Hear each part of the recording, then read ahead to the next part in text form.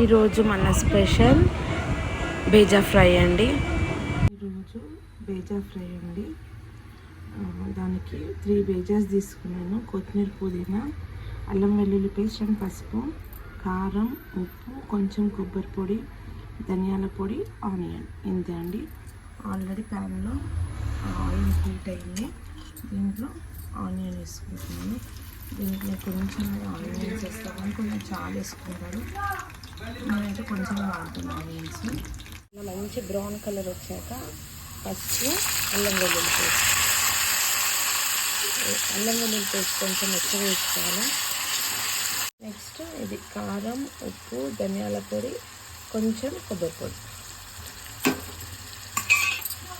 And కొత్తిమీర, పుదీనా అయిన తర్వాత ఇదిగోండి బేజాని ఇలా కట్ చేసుకొని వేసుకుంటాను.